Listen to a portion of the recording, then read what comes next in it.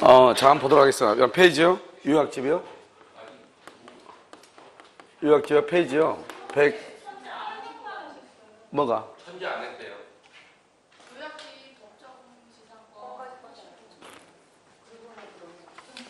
그럼 지상권, 지역권 전혀 안 했단 말이에요?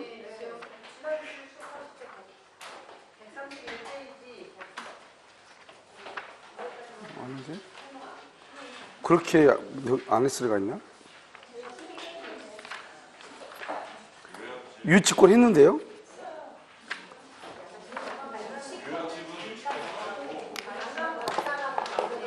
잠깐만요.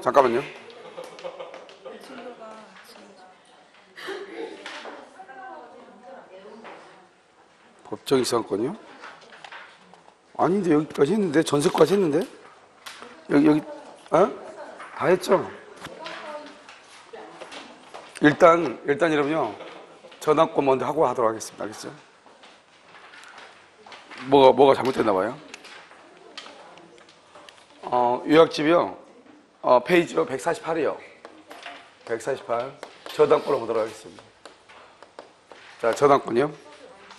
여기서 보면, 여러분, 이제 저당권이라는 것은 뭐냐면, 이렇게 이제 갑이 있고, 여기에 을이 있으면, 을이 갑한테요, 1억을 이렇게 빌려주죠? 이것을 뭐라 한다? 피담보 채권이다. 이렇게 얘기해요. 피담보 채권이요. 그 다음에 여기 이렇게 갑이 있죠? 갑이 있으면, 을이 갑한테 이렇게 저당권을 설정을 하죠. 그러면 저당권에서 등기를 이렇게 하는 거잖아요. 이 을을 뭐라 한다? 채권자라고 얘기하는 것이고요. 이 갑을 뭐라 한다? 채무자다. 이렇게 얘기하고.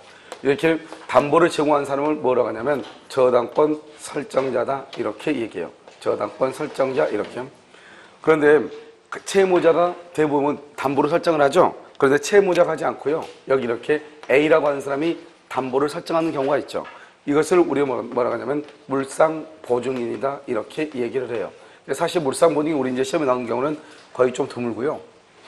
이렇게 저당권 등기를 하게 되면 이 채권자를 뭐라고 한다? 이것을 저당권자다 이렇게 얘기를 해요. 그러면 이 채권을 빌려주고 우리가 저당을 잡는 거잖아요. 그래서 이 채권을 뭐라 하냐면 이것을 주된 권리라고 얘기하는 것이고요. 이렇게 저당권을 뭐라 한다? 이것을 종된 권리다 이렇게 얘기를 하죠. 그러면 중요한 것은 우리가 이제 주된 권리가 있어야 종된 권리가 있는 거잖아요. 이것을 뭐라고 표현하냐면 성립상의 부종성이다 이렇게 얘기해요. 성립상의 부종성 이렇게. 이것을 성립상의 부종성인데 여기서 중요한 말은 우리가요, 원칙적으로 채무자, 갑만 채무자가 될 수 있고 채권자만 저당권자가 될 수 있어요. 왜냐하면 이것은 주된 권리가 있어야 종된 권리가 있기 때문에요.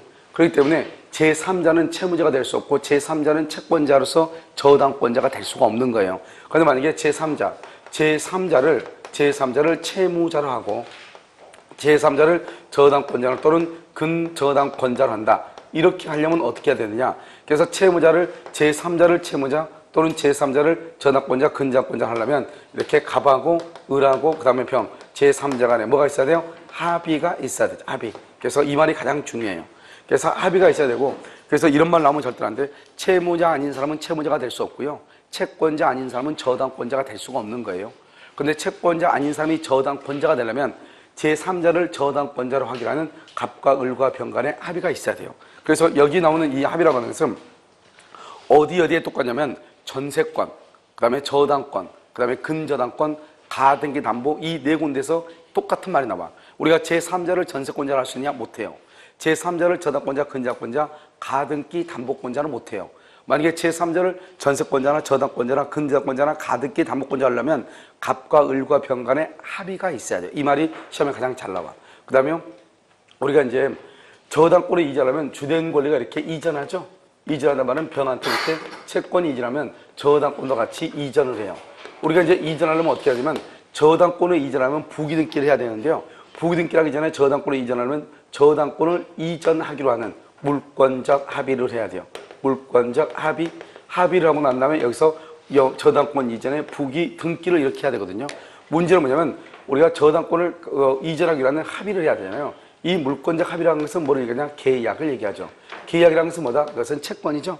채권은 누구하고 특정인과 특정인의 합의가 있어야 되죠. 그래서 저당권을 이전하게 하는 을하고요. 그 다음에 양수받은 병하고 두 사람 간의 합의만 있으면 되고 여기서 중요한 것은 채무자라든가 또는요 물상보증인 물상 보증인의 동의는 필요가 없어요. 이게 중요해요. 왜냐하면 물권적 합의이기 때문에 합의는 계약이잖아요. 계약은 특정인과 특정인 간의 관계잖아요. 그래서 양도하는 채권자 을과 양수받는 병하고 두 사람 간의 합의만 있으면 된다. 이 말이 또 여기서는 중요해요.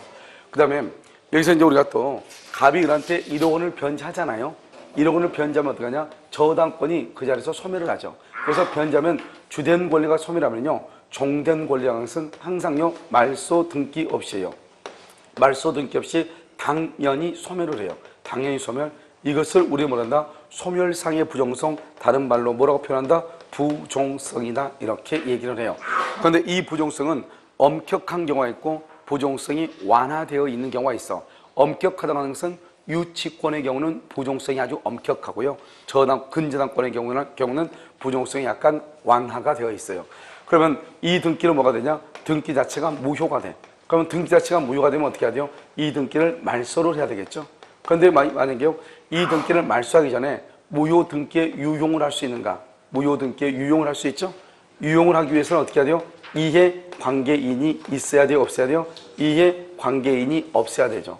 그런데요, 이 등기가 원래 무효인데요, 등기가 말소가 되기 전에 이 을이 이것을 병한테 넘기는 경우가 있어. 말소가 되기 전에, 등기가 말소가 되기 전에 을이 이것을 병한테 이전하고 등기를 이렇게 해준 경우가 있단 말이죠. 그러면 병이 저당권을 취득하는가? 병은 저당권을 취득한다 못한다? 못하는 거죠. 왜냐? 등기에는 뭘 인정되지 않는다? 공신의 원칙. 공신의 원칙이 인정되지 않기 때문에요, 등기가 말소가 되기 전에 등기가 이전됐다 할지라도 저당권을 취득할 수가 없는 것이에요. 그래서 우리가 의외로 이제 저당권에서는요, 여기에서 이제 문제가 시험에 잘 나오는데요, 특히 여기서 보면 요즘 최근에는요, 물권적 합의. 물권적 합의는 누구하고 있어야 되는가? 양도받는 양도인과 양수인, 당사자 간의 합의만 있으면 된다. 그러면 채무자나 물상보증인의 합의는 필요가 있다 없다? 없다. 그 다음에요, 가끔 지문으로 이제 우리가 저당권이나 근저당권이나 전세권이나 가등기 담보에서 제3자를 저당권자, 전세권자, 근저당권자, 가등기 담보권자 할 수 있는가? 안 된다 이 말이죠. 뭐가 있어야 된다? 합의가 있어야 된다 이 말이죠. 그 다음에 이제 뭐가 이제 나오냐면 우리가 187조, 당연소멸이라는 것은 187조로 얘기한단 말이죠. 등기에서 186조냐 187조냐 얘기를 했을 때 등기를 해야 되느냐 하지 않아도 되느냐. 우리가 담보물권 있죠. 담보물권의 경우는 등기가 없어도 돼요. 등기 없어도 피담보채권이 소멸하죠. 그러면 저당권은 당연히 소멸하는 거예요. 용익물권 있죠. 용익물권. 용익물권은 존속기간이 만료가 되죠. 존속기간이 만료가 되면 말소 등기 없이 용익권능은 당연히 뭐가 된다? 소멸하는 거예요. 이게 당연히 소멸하는 것은 등기 없이도 이런 말이에요. 등기 없이도. 그래서 이 말이 중요해요. 그 다음에 여기에서 있는 것들은 이제 가끔 뭐 시험에 나올 수도 있는데요, 우리 그냥 무효등기 유형 같은 것은 이제 등기에서 배운 것들이니까요. 그 다음에 이제 뭐가냐면 불가분성이라고 하는 것이 있죠. 이 불가분성이라고 하는 것은 뭐냐면, 불가분성은 우리가 돈 전부를 변제받을 때까지죠. 만약에 수리비가 10만 원이 나왔다. 10만 원의 수리비가 나왔는데 8만 원을 변제했다. 8만 원을 갚았는데 아직 얼마가 남아있죠? 아직 2만 원이 남아있죠? 이 2만 원의 돈을 다 변제받을 때까지 담보물권은 소멸한다 안 한다? 안 하는 거죠. 그 다음에 여기서 또 중요한 것은 물상대위라고 하는 것이에요. 이 물상대위는 결론적으로 먼저 얘기하면 물상대위는 유치권. 유치권에는 물상대위가 있다 없다? 없죠. 그럼 물상대위는 어디에 있는 것이다? 그러면 전세권하고요, 그 다음에 뭐가 있다? 질권하고요, 그 다음에 저당권에 이렇게 있는 것이죠. 물상대위는. 이 물상대위는 이렇게 갑이 있고 여기 을이 있으면 을이 1억을 빌려주고 여기서 저당을 잡았단 말이에요. 저당권. 그래서 저당권 등기를 이렇게 했단 말이죠. 그런데 이 저당권의 항은 뭐냐? 저당권의 항은 물권이잖아요. 물권은 뭐가 물권이냐? 물권은 사람이 뭐를요? 물건을 뭐 할 수 있다? 지배할 수 있는 권리죠. 그러니까 다른 말로 하면 여기에서 을이죠. 사람은 을. 을이요 물건이죠. 물건을 지배할 수 있는 권리다 이 말이죠. 그런데 만약에 이 물건이라고 하는 것이 뭐가 되냐? 멸실되고 훼손되고 그 다음에 공용징수가 된다 이 말이죠. 이것을 멸실, 훼손, 공용징수 되죠. 그러면 물건이 멸실된다 해봐. 멸실되면 어떻게 돼요? 지배할 수 있는 물건이 있어 없어? 없죠. 지배할 수 있는 물건이 없다고 하는 것은 물건도 없어진다. 다른 말로 저당권도 없어져. 그러니까 만약에 물건이 우리가 담보물권에서는 물건이 멸실이 되죠. 그러면 당연히 저당권이라든가 근저당권이라든가 전세권이라든가 모든 것이 다 없어지는 거예요. 그런데 멸실대부로 멸실이 됐는데 여기서 화재보험금이 나왔네. 화재보험금. 훼손이 됐는데요. 여기서 손해배상금이 나왔네. 손해배상. 공용징수가 됐는데요. 수용보상금이 나왔네. 보상. 그래서 그러면요. 여기서 배상이라고 하는 거하고 뭐가 다르냐면 여기 배상이라고 하는 거하고 보상이라고 하는 말하고는 다르죠. 우리가 배상이라고 하는 것은 잘못이 있을 때 얘기하는 거예요. 그런데 보상이라고 하는 것은 적법한 원인에 의할 때, 우리가 토지가 수용이 된다고 하는 것은 법에 의해서 수용이 되는 거잖아요. 그럴 때는 보상이라는 말을 쓰는 거예요. 그래서 이런 것들이 이렇게 나타났다 이 말이죠. 이것을 뭐라고 하냐, 원래는 맨 처음에는 뭐였죠? 물건이었죠. 물건이었던 것이 이것이 돈으로 바뀌었다. 돈으로. 이것을 뭐라고 표현하냐? 가치적 뭐라고 한다? 변형물이다. 이렇게 얘기하죠. 그래서 돈으로 바뀌었다 이런 말이죠. 그러면 이 물건이나 이 돈이나 똑같다 이 말이잖아요. 그러니까 원래 저당권은 이 물건 위에 있었는데 물건이 없어짐으로써 이런 가치가 돈이 됐죠. 그러면 저당권이 여기 위에 이렇게 미치는 거죠. 그럼 원칙적으로 원칙이 뭐냐? 원칙은 저당권은 물건이 멸실하면 저당권도 없어진다. 이게 원칙이에요. 그런데요, 뭐가 있으면 가치적 변형물이 있으면 이 가치적 변형물 위에 저당권의 효력이 미치는 것이죠. 그러면 소멸한다 안 한다? 안 한단 말이에요. 그래서 여러분요, 우리 시험하고 사법고시 시험하고 정답이 전혀 달라요. 우리 옛날에 우리 시험에 보면 뭐라고 하냐면 저당권은 물건이 멸실하면 저당권은 절대적으로 소멸한다. 이렇게 돼 있단 말이죠. 그것이 아주 옛날 시험에 10회인가 11회인가 시험 보면 아무튼 그것이 잘 이렇게 복구를 했는지 어쩔 모르겠지만 아무튼 그 문제 보면 정답이 맞는 걸로 돼 있어. 알겠죠? 그런데 사법시험은 뭐라고 되냐면 저당권에 있어서 목적물이 멸실하더라도 언제나 물건이 소멸하는 것은 아니다. 알겠죠? 왜냐하면 그것이 뭐가 있으면 물상대위를 하잖아요. 그러면은 그 범위 안에서는 물건은 소멸한다 안 한다? 안 한다 이런 말이죠. 그럼 여기서 이제 우리가 첫 번째 뭐로 보냐면 물건은 목적물이 멸실하면 소멸하는 거예요. 그런데 언제나 소멸하는 것이 아니죠. 전세권이라든가 질권이라든가 저당권은 가치적 변형물이 있으면 소멸하지 않을 수도 있다. 이 말이 첫 번째 중요하고요. 그 다음에 두 번째는요. 우리가 이제 물상대위를 하려면 어떻게 해야 되냐. 물상대위를 하면 이렇게 화재보험금이 나오죠. 그러면 화재보험금이 나오면 어떻게 해요? 보험회사는 이 화재보험금을 누구한테요? 갑한테, 채무자한테 지급하겠죠 일단. 그러니까 갑에게 지급하기 전에 첫 번째 그것을 채무자한테 지급하기 전에 뭘 해야 돼? 압류를 해야 돼. 이게 중요해. 중요한 것은 지급하기 전에. 그래서 우리가 작년에 시험에 나온 거 뭐가 나왔죠? 그래서 채무자에게 지급을 하더라도 물상대위를 행사할 수 있다. OX, X. 그건 안 되는 거예요. 그 다음에 두 번째는요. 여기서 이 압류라는 것은 누가 압류를 해야 되냐? 압류는 제3자. 제3자의 압류라도 뭐라다? 무방하다. 제3자가 압류를 해도 돼요. 알죠? 그것은 관계없는 거예요. 누가 압류도 관계없어. 그런데 중요한 것은 지급되기 전에 뭘 해야 돼? 압류가 있어야 돼. 이것을 우리는 뭐라고 얘기한다? 물상대위다. 이렇게 얘기하고 물상대위는 어디에 넣은 것이다? 유치권에는 없어요. 그래서 이것을 어떻게 표현을 하느냐 이렇게 나와. 다음 주 유치권에 관해서 문제 맞는 것 같은 것은 그래서 유치 목적물이 멸실되더라도 유치권은 소멸하지 아니한다. 이런 말이 나온단 말이죠. 그런데 유치 목적물이 멸실하죠. 그럼 멸실해서 그것이 가치적 변형물이 나오죠. 나와도 이 가치적 변형물 위에 유치권의 효력이 미친다, 미치지 않는다, 미치지 아니한다 이런 말이죠. 그럼 이제 우리가 기본적으로 이제 뭐가 있냐면요. 여기서 첫 번째 여기서 유치적 효력이라는 것이 있어. 유치적 효력이요. 유치적 효력이라고 하는 것이 있고요. 그 다음에 여기서 뭐냐면 불가분성이라고 하는 것이 있고, 불가분성이 있고, 여기 부종성이 있고, 부종성. 그 다음에 여기서 또 뭐냐면 물상대위가 있고, 물상대위. 그 다음에 우선변제권이 있고, 이런 것들이 있단 말이에요. 우선변제권. 그 다음에요. 여기 경매권이 있고요. 경매권이 있고, 그 다음에 또 뭐가 있냐면, 원래 이제 별채권이라고 하는 것인데, 그것은 뭐 그닥 중요한 것이 아니니까요. 그 다음에 여기서 이제, 예를 들어서 이제 우리가 유치권하고 이제 질권하고 쳐다보면서 약간 이제 다른 게 간이변제 충당이라고 하는 거예요. 간이변제 충당. 간이변제 충당권이요. 충당, 이런 것들이 있는데요. 우리가 이제 보면, 여기서 이제 기본적으로 세 가지를 한번 보는 것이죠. 세 가지. 뭐죠? 전세권을 봐도 되는데, 전세권은 뭐 같이 비교할 때 안 나오니까. 왜냐면, 담보물권이 비교해서 나오는 경우가 있단 말이죠. 여기는 이제 뭐가 있냐? 유치권이 있죠? 유치권이 있고, 여기는 질권이 있고, 저당권이 이렇게 있죠. 그러면 유치적 효력이란 말이 뭐냐? 이것은 점유한다 이 말이에요. 점유를 유치적 효력이라고 그래요. 그러니까 유치권하고 질권은 유치적 효력이 있는데 저당권은 점유한다 안 한다? 안 하죠. 그래서 저당권은 유치적 효력이 없다고 그래. 알겠죠? 그 다음에 불가분성하고 이 불가분성하고요. 부종성하고 이것은요. 누구나 다 있는 것이에요. 그 다음에 또 하나 뭐냐면 여기요. 수반성. 수반성이요. 그래서 불가분성, 부종성, 수반성은요 누구나 다 있어. 그러니까 여러분요 조심해야 될 게 유치권에는 뭐가 없냐? 유치권은 물상대위 없죠. 우선배제권 없죠. 물상대위하고 우선배제권이 없다 해서 유치권은 아무것도 없다 그러면 안 된다고. 유치권도 뭐가 있다? 수반성이 있고 부종성이 있고 불가분성이 있다 이 말이에요. 유치권도. 무슨 이해되시죠? 그래서 우리가 학생들 보면 물상대위하고 우선배제권이 없으니까 유치권은 아무것도 없다고 생각한단 말이죠. 그런 것이 아니고 그 다음에 질권하고 저당권은요 당연히 물상대위 우선배제권이 있고요. 그 다음에 여기서 또 중요한 것은 유치권하고 질권하고 저당권은 다 뭐가 있냐? 경매권이 다 있다는 거예요. 경매권. 알겠죠? 물론 이제 이게 별채권이라고 하는 것이 있어. 별채권은 파산 선고를 받았을 때 만약에 내가요 파산 선고를 받았어. 그런데 나는 건물이 있고 상가 건물이 있고 토지가 있고 금융재산이 있단 말이죠. 그러면 이런 모든 재산을 파산 선고를 받은 사람이 관리하면 안 되겠죠.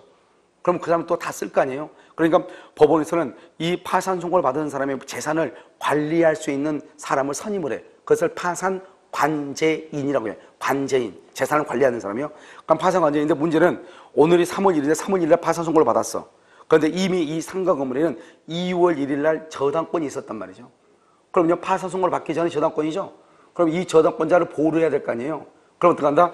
원래는 일단요 파산 재산으로서 일단 홀딩을 해. 딱 잡아. 그런데 파산 선고가 있기 전에 저당권이 있죠. 이 저당권자를 보호를 해야 되기 때문에요. 먼저 이것만 별도로 경매를 해. 별도로. 경매해가지고 별도로 저당권자한테 먼저 변제를 해줘. 그럼 만약에 경매를 했더니 3억이다. 그런데 피담보 채권 2억이다. 그럼 2억을 먼저 변제해줘. 그럼 얼마가 남죠? 1억 남죠? 1억 남으면 다시 이것을 파산 재단에 다시 편입을 시켜. 그러니까요. 먼저 경매에서 별도로 변제해준다. 그걸 별채권이라고 얘기해. 우선 변제하고 똑같아. 똑같은데 이것만 일단 따로 떼가지고 원래는 파산재단 그렇게 하면 돼 안 돼? 안 되지만 이것만 별도로 경매를 해서 변제를 해준다. 별제다 이렇게 한단 말이죠. 그러니까 이 별제권하고 경매권은 다 있는 것이야. 다 셌다. 그래서 여러분요 우리가 가장 대표적인 게 뭐냐면 담보물권이다. 그러면 반드시 뭐가 있어야 돼? 경매권이 있는 것만 우리는 원칙적으로 담보물권이라고 그래.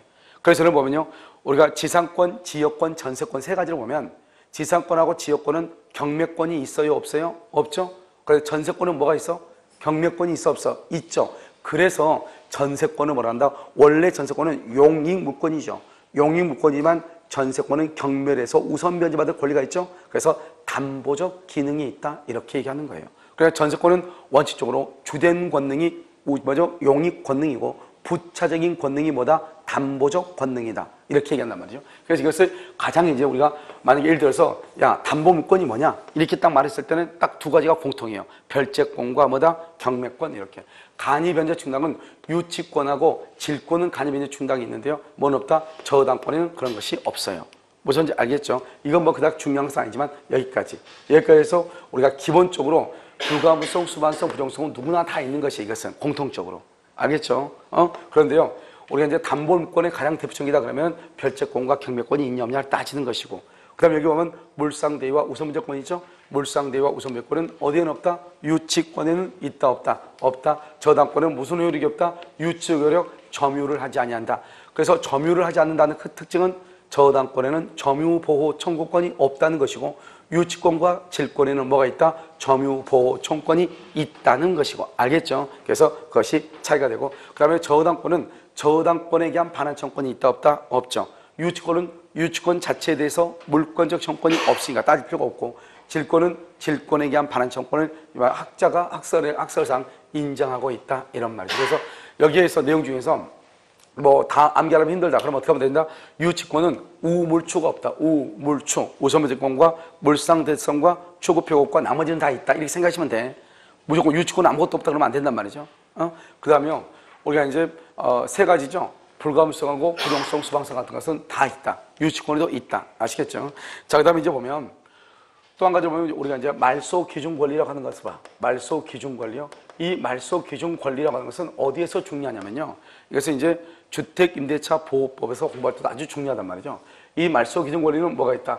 먼저 저당권 뭐가 있어? 근저당권 있고 압류, 가압류가 있고 그 다음에 뭐가 있다? 가등기담보 이렇게 있단 말이에요. 가등기담보 이렇게요. 그러면 이게 말소 기준 권리인데요. 이 말소 기준 권리 이렇게 갑이 있죠. 갑이 있고 여기 을이 있고요. 여기 병이 있고 여기 이렇게 정이 있고 이렇게 세 가지가 있다 이런 말이죠. 그러면 이 을을 뭐란다? 우리는 저당권이고 여기요 전세권, 이런 전세권하고요, 지상권하고요, 그 다음에 대항력이 있는 임차권은 같은 한 세트로 봐. 그 다음에 여기 근저당권이 있다 이런 말이죠. 일단 경매가 되죠. 경매돼서 이 건물을 경락받은 사람은 을을 경락인이라고 얘기하죠. A를요 경락인. 그러면 경락인이 있으면 우리가 경매가 되면 말소기준 권리 먼저 찾는다고 그랬죠. 여기 가등기담보도 말소기준 권리죠. 그러면 여기 저당권하고 여기 근저당권이 있죠. 이 중에서 제일 위에 있는 게 뭐예요? 저당권이죠. 저당권 이하는 뭐가 된다? 소멸한다 이 말이죠. 저당권 이하는 다 소멸하죠. 이게 저당권 이하는 소멸한다는 말이 이 자체가 중요한 것이 아니고 전세권자는 경락인에게 전세금 반환을 청구할 수 있다 없다? 없다. 여기요 임차인은 임대차 보증금을 경락인에게 청구할 수 있다 없다? 없다. 또 말은 임차인은 임차권을 경락인에게 주장할 수 있다 없다? 없다. 이렇게 문제가 나온단 말이죠. 이것을 우리는 뭐란다? 말소 기준 권리다 이렇게 얘기하는 것이죠. 또 한 가지를 보면 여기서 이제 이렇게요. 갑이 이렇게 있고 여기요 을이요. 을이 지상권이 있고요. 그 다음에 전세권이 있고요. 그 다음에 대항력 있는 임차권이 있다 이런 말이죠. 그 다음에 여기 병이죠. 병이 저당권이 있고요. 여기요 정이죠. 정이 근저당권이 있다 이런 말이죠. 이렇게요. 이렇게 된 경우는 그럼 어떻게 할 것이냐 이 말이죠. 이런 경우는 이제 말소기준 권리가 여기 저당권이죠. 여기 그러면 근저당권이죠. 둘 중에서 최선순위죠. 최선순위가 여기죠. 이거 이하는 소멸하죠. 이거 이하는 소멸하고요. 그 다음에 여기 지상권, 전세권, 임차권을 소멸한다 안 한다? 안 하죠. 여기 경락받은 사람이 B란 말이죠. B가 경락을 받았다 이 말이죠. 그러면 B가 경락을 받았단 말이 무슨 말이냐? 여기 전세권자 있죠? 이 전세권자는 전세금을 누구한테 청구한다? B에게 청구할 수 있다. 여기요 임차인은 임대차 보증금을 B에게 말 수 있다? 청구할 수 있다. 다른 말로요 임차권은 소멸한다 안 한다? 안 한다. 임차인은 말 수 있다? 대항할 수 있다. 이렇게 표현을 한단 말이죠. 알겠죠? 그런데 여기서 중요한 것은 전세권이 만약에 원칙적으로 이것은 소멸한다 안 한다? 소멸하지 않지만 전세권자가 뭘 한다? 배당 요구를 하잖아요. 배당 요구. 배당 요구를 하면 전세권은 뭐가 된다? 소멸한다. 전세권은 소멸을 해. 이렇게. 그런데 여기서 우리가 딱 한 가지 알아야 될 게 뭐냐면 기본적으로 여기서 우리가 만약에 주택임대차보호법에서 어떤 문제가 자주 나오냐면 이게 나온단 말이죠. 이 임차인이 후순위보다는 더 우선이죠. 그런데 선순위보다는 뒤에잖아요. 그런데 이 후순위권자가 경매를 청구했단 말이죠. 후순위권자가 경매를 청구해. 그럼 후순위가 경매를 청구하면은 어디서부터 없어진다? 1번부터 없어지죠. 그러니까 임차권도 소멸한다, 소멸하지 않는다, 소멸한다. 이 말이 중요하고요. 그 다음에 또 한 가지 보면 이렇게 갑이 있고 A가 있고 B가 있고 C가 있단 말이죠. 그럼 여기는 저당권이 있고요. 여기는요 가압류, 압류나 또는 가압류가 있고요. 여기는 또 C는요 근저당권이 이렇게 있다 이런 말이죠. 그러면 이 건물이 지금 뭐가 되죠? 이 건물이 경매가 돼서 경락을 받잖아요. 그럼 어떻게 된다? 경락되면서 돈을 나누어 가져야 되잖아요. 그러면 여기 우리가 항상 압류나 가압류는 뭐를 압류나 가압류하냐? 채권을 압류하고 채권을 가압류해요. 그런데 여러분요 원래 채권이라는 것은 우선적 효력이 있어 없어요? 없잖아요. 그런데 채권은 우선적 효력이 없기 때문에요. 만약에 경락대금에서 돈을 받아가잖아요. 경락대금에서 돈을 받아갈 때 어떻게 해서 받아가는 거냐? 1번으로 A가 먼저 받아가요. 1억을요. 그러면 이 사람도 1억이고 이 사람도 1억이다. 그런데 경락대금은 2억밖에 아니야. 2억밖에 아니면 순서에 의해서 돈을 받아가기 때문에요. 이 사람이 1억을 받아갔죠? 1억 받아갔으면 어떻게 돼요? 여기 얼마다? 이 사람이 또 1억 받아가냐? 그건 아니단 말이죠. 여기에 보면 저 압류나 가압류가 있죠? 이 압류나 가압류가 있으면 이 사람은 그 다음 사람, 이 근저당권자하고 순서가 똑같이 본단 말이죠. 그래서 순서가 똑같이 보니까 여기서 1억이고 여기서 1억이죠? 그러면 이 남은 돈이 1억 받아고 남은 돈이 얼마죠? 1억이죠? 1억을 B하고 C하고 하는 두 사람이 뭘 한다? 나누어 갖는다. 두 사람이 나누어 가죠. 알겠죠? 얼마씩? 2분의 1씩 나누어 갖는다. 똑같으니까. 만약에 이건 1억이고 이건 2억이라고 해봐. 그럼 달라지죠? 그럼 이 사람이 얼마가 되고 3,300. 여기서 얼마? 6,700 정도 가져가겠죠. 알겠죠? 이렇게 차이가 있단 말이에요. 그래서 만약에 압류권자가 있다. 그러면 항상 시험이 뭐냐면 압류하고 여기 저당권이 있다. 저당권이 압류권자의 우선이다. 이런 말이 나와. OX, X. 두 사람이 뭐란다? 평등하게 배당을 받는다. 이런 말이에요. 무슨 말인지 아시겠죠? 이것은 이제 말소 기준 권리다. 이렇게 얘기하고요. 그 다음에 이제 매각 대금이 나오죠.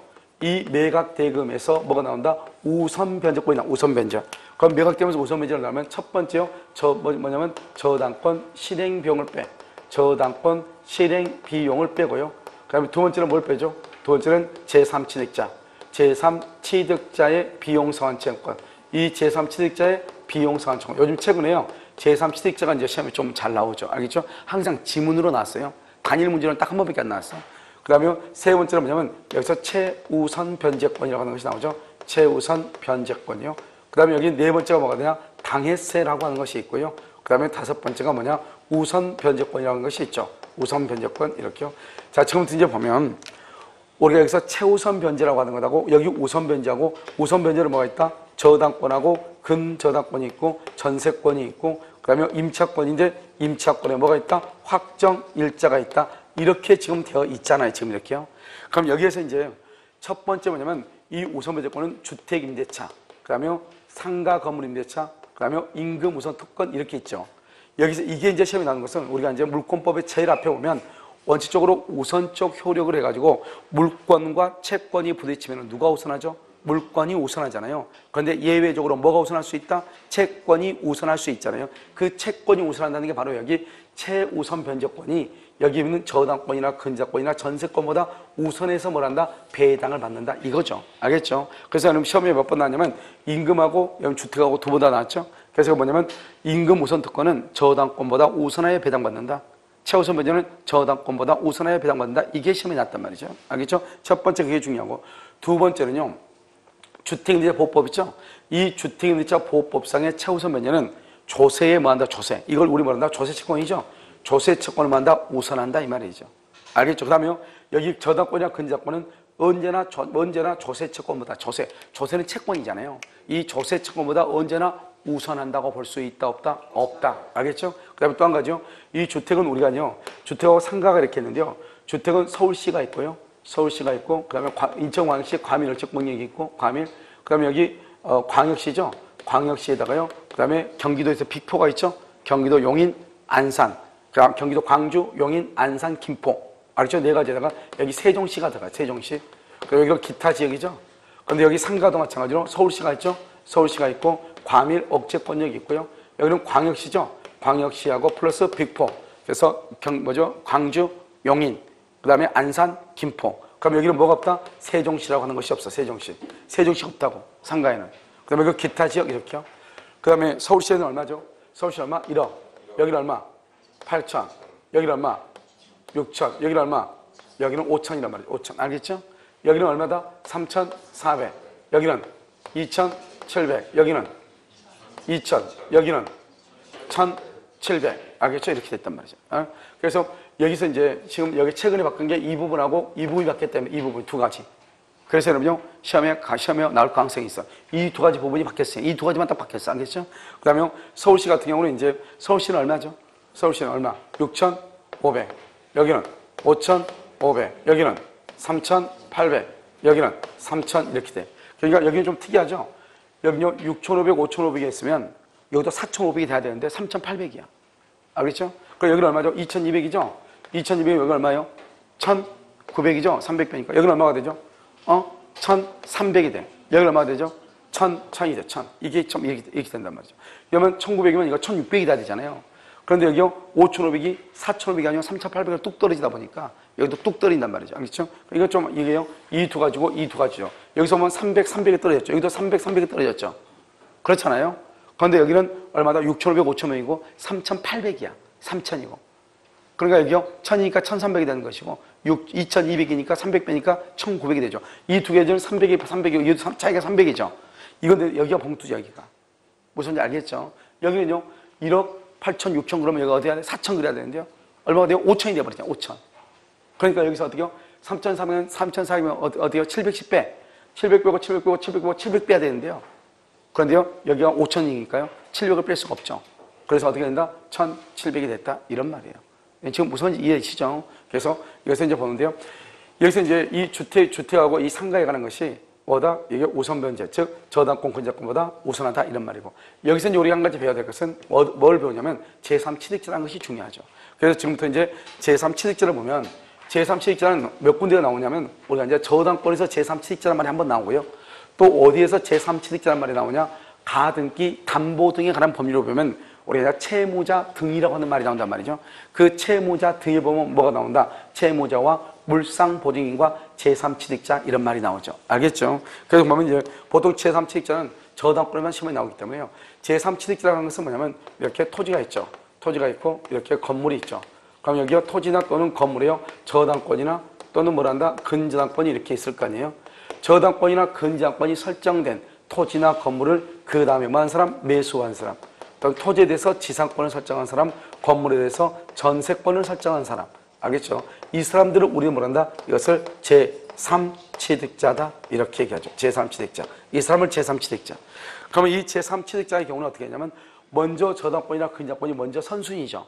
선순위가 어떻게 돼요? 만약에 경매가 되면 어떻게 돼? 저당권, 근저당권 이하는 전부가 다 소멸하겠죠? 그러면 제3취득자도 다 소멸할 거란 말이죠. 그럼 이 사람들이 살아남으려면 어떻게 해야 돼요? 경매가 돼야 돼, 안 돼야 돼? 경매가 되지 않아야 되겠죠? 그럼 경매가 되지 않으려면 어떻게 한다? 이 돈이 1억이고 이게 1억이다 해봐. 그럼 어떻게 해야 돼요? 이 사람들이 이 돈을 대신 갚아야죠. 원래는 누가 갚아야 돼? 갑이 갚아야 되는데 우리가 지금 경매가 됐다는 것은 돈을 갚지 않았다는 거잖아요. 그러면 돈을 갚아가지고 경매를 막아야 되겠죠? 그러면 어떻게 해야 돼요? 그러면 첫 번째 뭐냐면 첫 번째요. 변제기 후. 변제기 전은 절대 안 돼. 변제기 후가 돼야 돼. 변제기 후 돈 갚을 날짜가 지난 후 갑이 돈을 변제하지 않으면 그래서 의리요. 만약에 여기서 의리라는 사람이 지금 뭐라는 의리? 경매를 청구한다 이 말이죠. 그럼 변제기 후에요.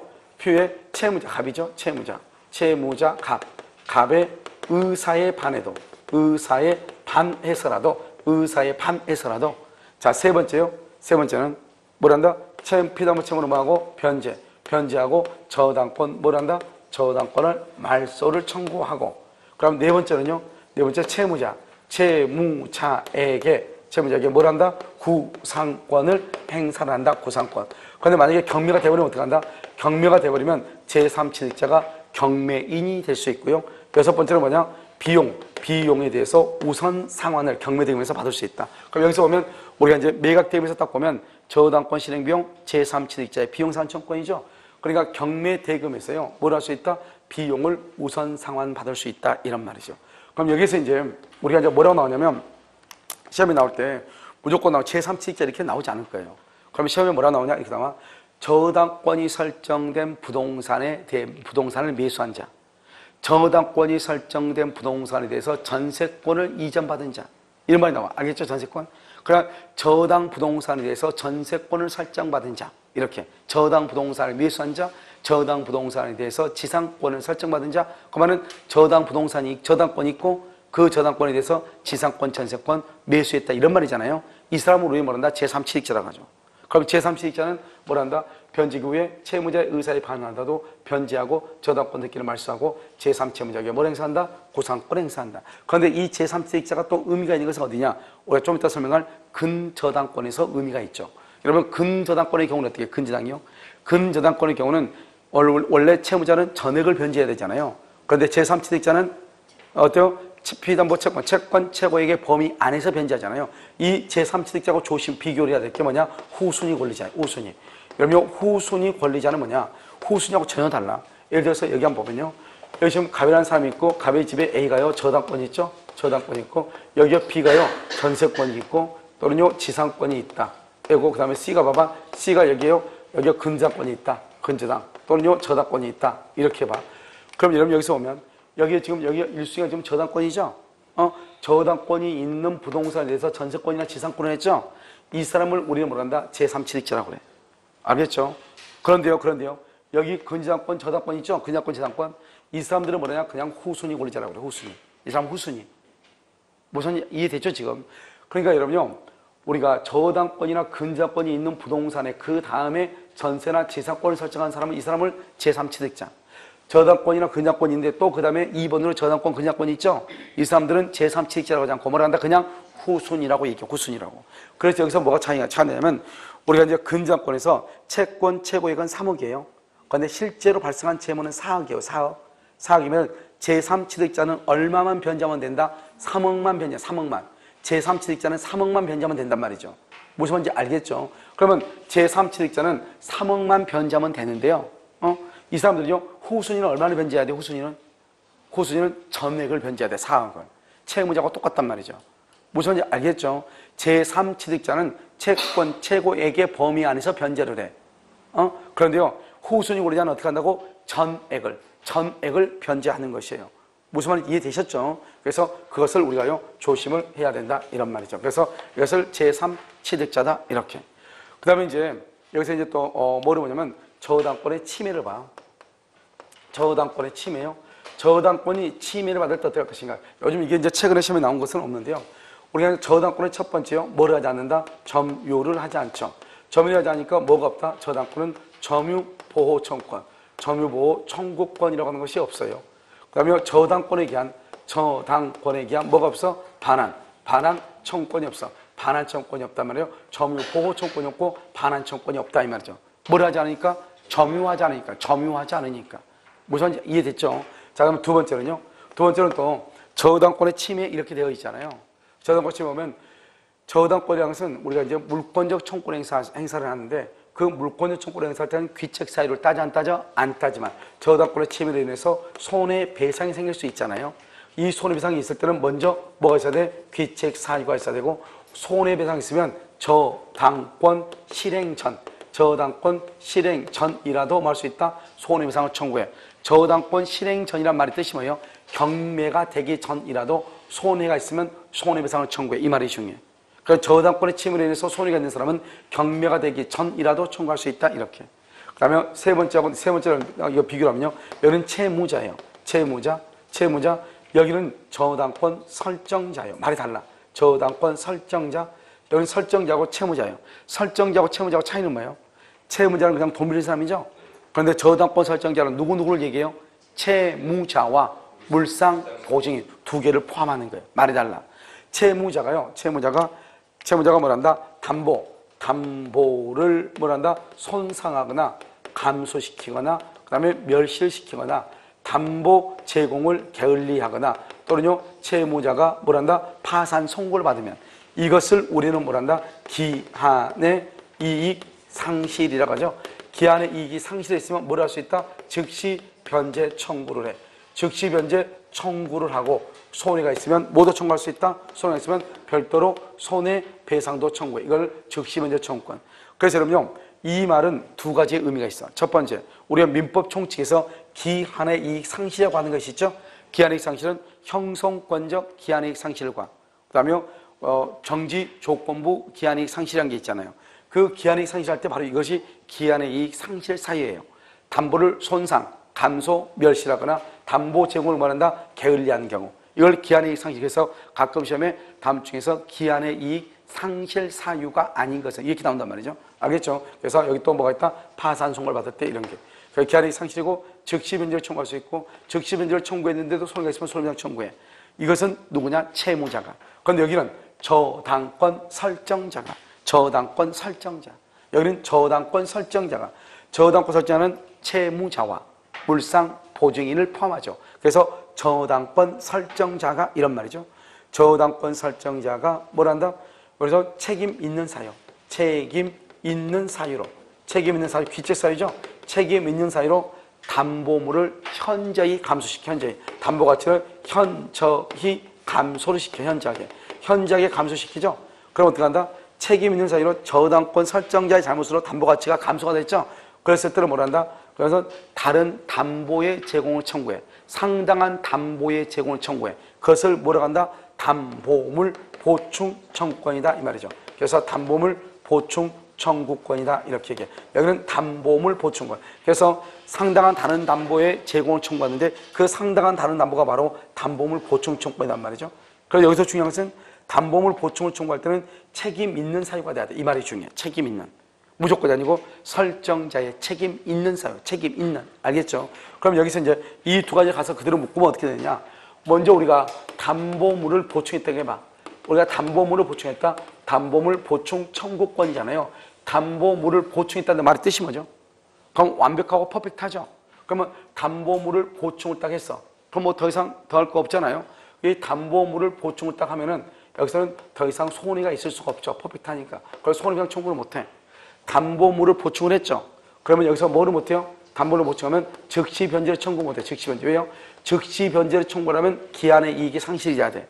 기한의 이익은 담보가 손상이나 감소나 멸실이 돼야 돼. 그런데 담보를 보충했잖아요. 그러면 담보가 손상, 감소, 멸실이 아니다. 아니죠. 그러니까 즉시 변제 청구를 못하는 거예요. 그런데 만약에 이 사람이 담보물 보충을 하지 않아.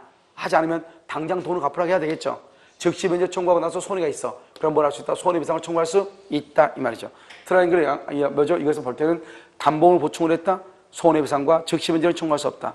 그런데 담보물 보충을 청구하지 않고 즉시 변제를 청구하죠. 그럼 뭘 할 수 있다? 별도로 손해배상을 청구할 수 있다. 이것을 우리는 뭐란다? 저당권의 침해다 이렇게 얘기를 하는 것이에요. 알겠죠? 그럼 여기서 이제 이것 빼고는 뭐가 있냐면 우리가 이제 기본적으로 저당권은 세 가지만 보면 돼요. 첫 번째 뭐냐면 피담보 채권, 두 번째가 뭐냐 어디에다가 저당권을 설정할 것인가 저당권의 객체, 그 다음에 세 번째로 저당권의 효력 범위, 저당권은 어디까지 효력이 미치는가 이 말이죠. 그래서 첫 번째 피담보 채권, 우리가 채권이라고 하는 것은 저당권의 채권은 반드시 금전 채권의 하나잖아요.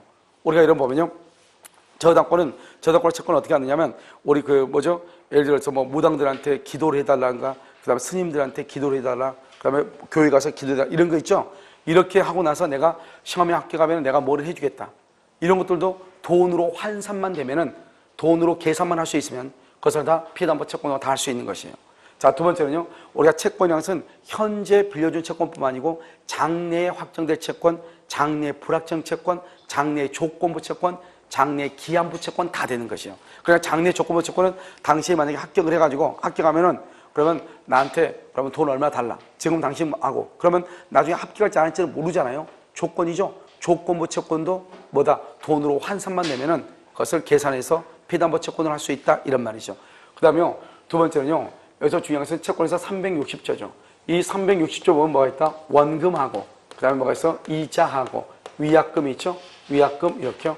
그럼 여기서 또 뭐가냐? 지연이자, 지연배상이죠. 지연이자, 지연배상, 저당권, 뭐가 있다? 실행비용 이렇게 있잖아요. 그래서 이 360조는 이렇게 되어 있는데요. 특히 여러분 여기에서 세 가지, 원금, 이자, 위약금은 반드시 등기가 되어 있어야 되고 지연배상, 저당권, 실행비용은 등기가 없어도 돼요. 그래서 여러분 시험에 나올 때 뭐라 나오냐? 저당권의 피담보 채권에 있어서 원금은 등기된 범위 내에서 담보된다 이렇게. 그 다음에 여기 봐봐. 이 지연 배상을 뭐라 한다? 다른 말로 지연 이자라고도 얘기하거든요. 여기 지연 이자란 말하고 여기 이자라고 하는 말하고 완전히 다른 말이에요. 여기 지연 이자는 뭐냐? 이 지연 이자는 돈을 오늘 갚아야 되는데 돈을 갚지 않죠. 그럼 오늘 돈을 갚지 않으면 그 돈에 대해서 다시 이자가 나오는 거잖아요.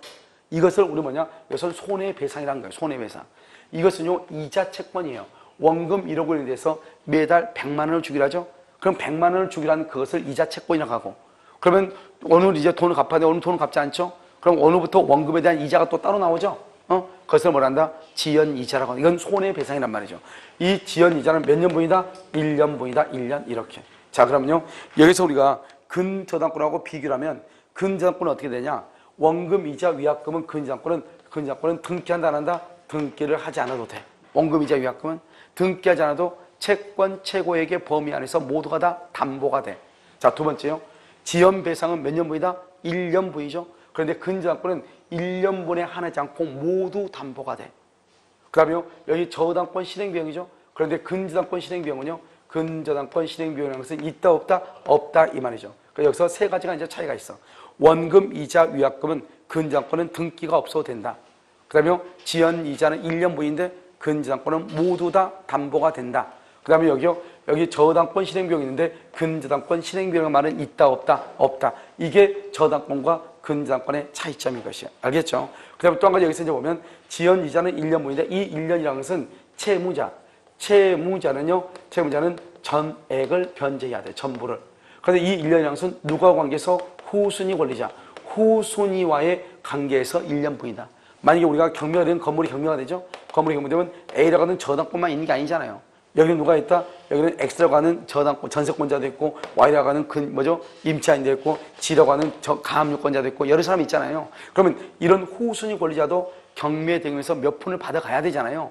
그래서 후순위 권리자를 보호하기 위해서 일단 원금, 이자, 위약금은 등기된 데서 다 보호되고, 그 다음에 지연이자는 몇 년분만 변제기 후 1년분만 일단 받아가. 일단 받아가고, 만약에 후순위가 없다.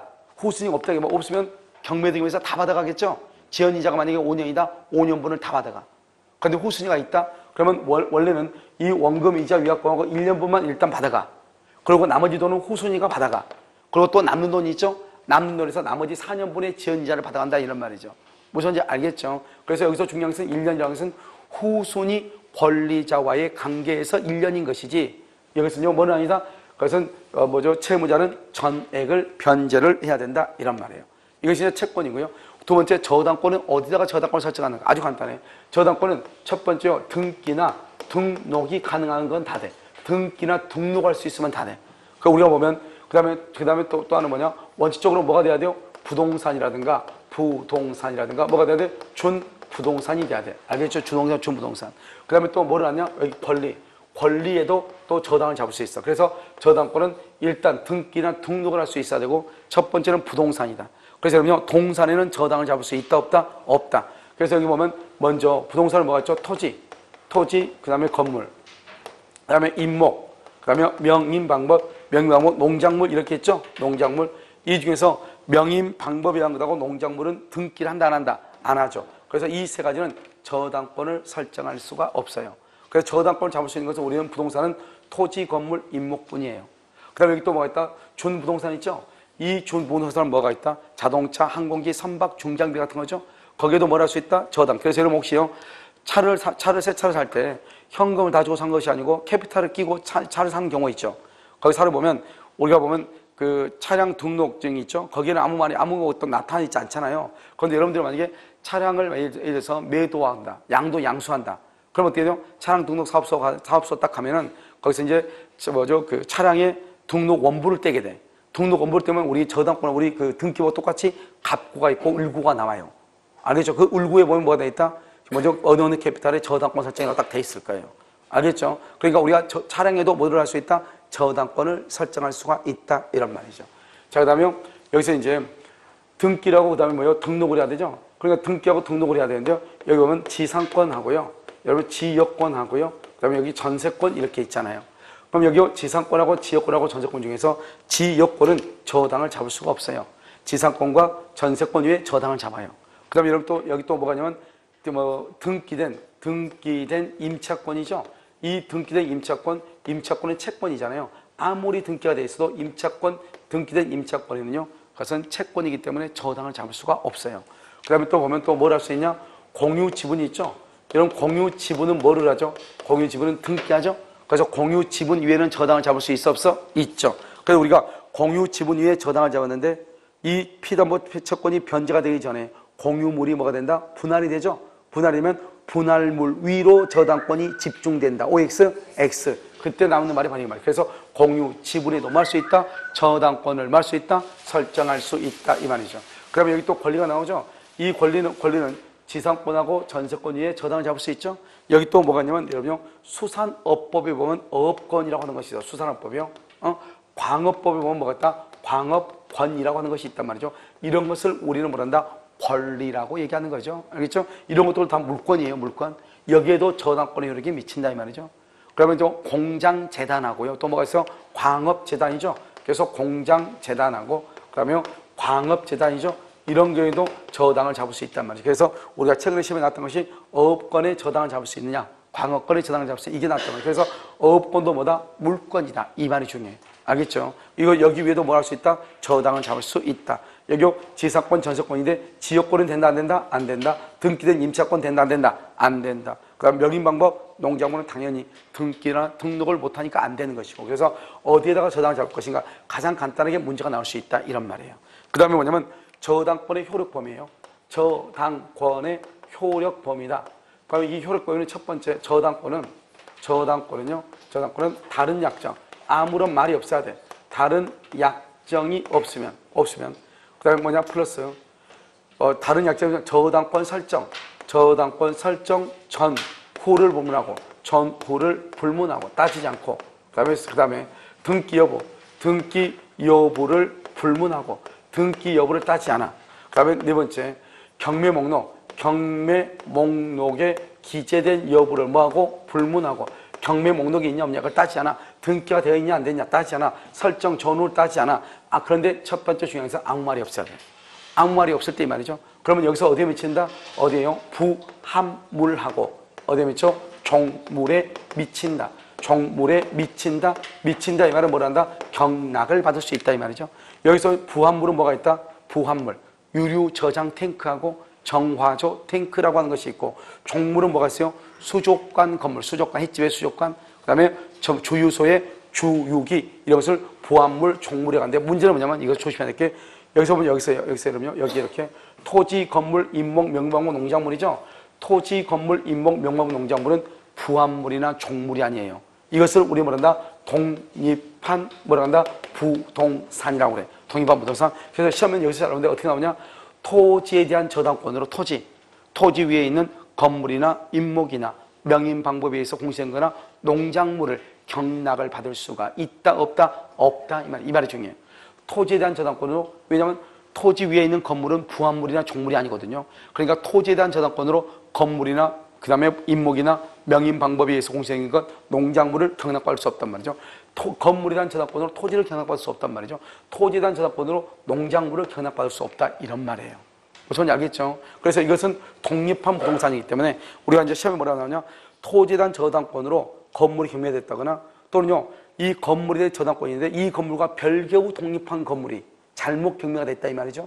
유효이다, 무효이다? 무효가 되는 것이에요. 무슨 말인지 알겠죠? 그래서 이것을 잘 구별을 해야 돼. 그 다음에 이제 여기서 이제 우리가 이제 또 뭐를 하나 보냐면, 여러 가지가 있는, 여러 가지보다는 전유보유지 아파트가 이렇게 있으면, 아파트 여기가 301호죠. 이 301호를 뭐라 한다? 이것을 전유부분이라고 얘기해. 이 전유부분을 뭐라 한다? 이것을 주된 권리다, 이렇게 얘기하고요. 그 다음에 여기 대지 땅을 사용해서 땅, 이것을 뭐라 한다? 대지 사용권이라고 얘기해. 대지 사용권. 이것을 뭐라 한다? 종된 권리라고 얘기를 한단 말이죠. 그러니까 여기서 어떻게 한다? 여기 주된 권리에 대한 저당권은, 지금 전유 부분에 대한 저당권은 어디에 미친다? 종된 권리인 대지 사용권에만 한다? 미친다. 그러니까 어떻게 돼요? 전유 부분 301호를 301호의 저당권에 의해서 경매가 되면 301호만 경락을 받는 것이 아니고 대지권까지도 경락을 받는다, 이런 말이죠. 알겠죠? 그 다음에 또 여기요, 우리가 이제 갑이라는 사람의 토지 위에요, 여기서 을이라는 사람이 건물을 소유하고 있어. 그럼 을이 건물을 소유하는 것은 을은 여기에 지상권 아니면 뭐가 있다? 임차권이 있다, 이런 말이죠. 이 지상권이나 임차권에 의해서 건물을 소유했죠. 그러면 이 건물에 대한 A 저당권은요, 건물이 뭐죠? 주된 권리죠. 건물을 소유하기 위해서 지상권을 설정한 거잖아요. 그러니까 건물, 타인의 토지 위에 건물을 소유하기 위해서 지상권이나 임차권을 설정한 경우, 그 다음에 그 건물에 대한 저당권은 건물의 소유를 목적으로 하는, 어디에 미친다? 지상권이나 임차권에 만다? 미친다. 그러니까 이 저당권에서 건물을 경락받는 사람은 건물만 경락을 받는 것이 아니고 지상권하고 임차권도 같이 경락을 받는다, 이 말이죠. 등기한다, 안 한다? 등기 없이, 이렇게. 그 다음에 이제 또 여기서 이제 우리가 기본적으로 세 가지를 먼저 보는데요. 갑의 토지 위에요, A가 무단으로 경작을 해요. 무단으로 경작이요. 그럼 여기는요, 갑이라는 사람의 토지 위에요, B라고 하는 사람이, B가요, 무단으로 식목, 나무를 심어. 그럼 여기요, 세 번째는요, 갑이라는 사람의 토지 위에요, B라고 하는 사람이 사용대차에 의해서 나무를 식목을 했다, 이 말이에요. 나무를 심었어. 이런 경우 어떻게 하죠? 여러분, 남의 토지 위에 무단으로 경작을 했죠, A가. 그러면 이 농작물은 누구 것이다? 이 농작물은 누구 것이다? A 거죠? A 소유죠? A 소유란 말은 이 농작물은 토지에 부합이 된다, 안 된다? 토지에 부합이 안 되죠? 그 말은 뭐냐? 토지에 대한 저당권은 토지 위에 있는 농작물에는 미친다, 미치지 않는다? 미치지 않는다. 그러니까 토지에 대한 저당권이 있는데, 그러고 난 다음에 뭐죠? A라고 하는 사람이 무단으로 토지 위에 농작물을 경작했다, 이 말이죠. 그래가지고 토지가 경매가 되죠. 그런 경우는 농작물은 경락을 받을 수가 있다, 없다? 없다, 이렇게. 그 다음에 여기요, 무단으로 나무를 심목을 했죠. 무단으로 나무를 심으면 어떻게 돼요? 이 나무는 이 토지에 뭘 한다? 토지에 부합을 해. 토지에 부합한단 말은 나무의 소유자 누구다? 갑이다.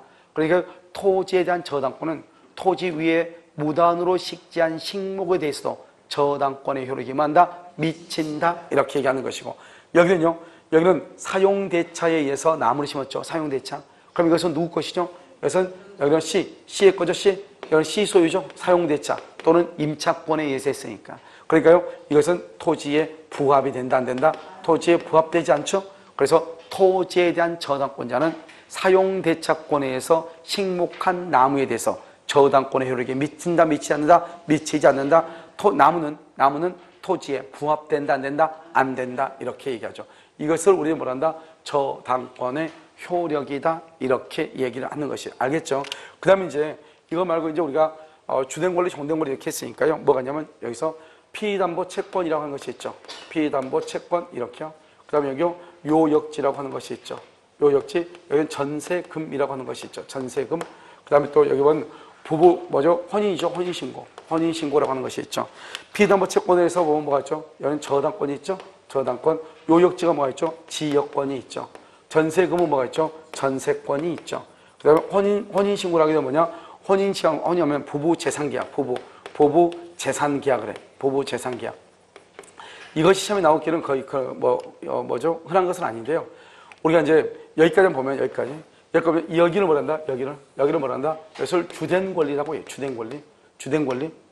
이것을 뭐란다? 이것을 뭐라 한다? 종된 권리라고 해야죠. 종된 권리 이렇게 얘기해요. 그럼 여기서 중요한 것은요. 종된 권리는 주된 권리하고 분리해서 양도할 수 있다 없다. 그래서 뭐라냐? 종된 권리는 주된 권리와 분리 양도할 수 있다 없다. 그래서 여러분요 뭐라고 하냐? 저당권은 피담보 채권과 분리해서 양도할 수 없다. 알겠죠? 지역권은 요역지 소유권과 분리해서 양도할 수 없다. 전세권은 전소하는 동안 전세금 받는 청구권과 분리해서 양도할 수 없다. 이렇게. 항상 시험에 나오죠. 그다음에요. 우리가 또 한 가지 보면 여기서 이제 뭐죠? 주된 권리가 소멸하죠. 주된 권리가 뭐란다? 소멸하죠. 소멸하면 종된 권리도 어떻게 한다? 종된 권리도 같이 소멸하죠. 이것을 부종성이죠. 부종성이다 이 말이죠. 그래서 주된 권리가 소멸하면 종된 권리는 자동으로 소멸하는 것이죠. 알겠죠? 그래서 이런 것들이 이제 있다면 그래서 여러분요 저당권하고 여기 지역권하고 기본적으로 전세권 이 세 가지를 알고 그다음에 또 한 가지 이제 뭐냐면 여기서 이제 지상권이 있어. 지상권. 알겠죠? 여러분 지상권은 부종성이 있다 없다? 지상권은 뭐가 없어? 부종성이 없다 이 말이죠. 그래서 남의 타인의 토지 위에 갑이라는 사람의 갑이라는 토지 위에 을이 지상권을 해가지고 여기다 을이 건물을 건축했어. 그런데 건물이 멸실됐다. 건물이 멸실됐다. 그래도 지상권은 소멸한다 안 한다? 안 한다. 이게 중요하죠. 그래서 지상권은 뭐가 없다? 부종성이 없다. 따라서 지상권하고 건물의 소유권은 별개로 처분할 수 있다 없다? 별개로 처분할 수 있다. 이게 중요해요. 별개로 처분할 수 있다. 알겠죠? 별도로 처분할 수 있어요. 지상권은요.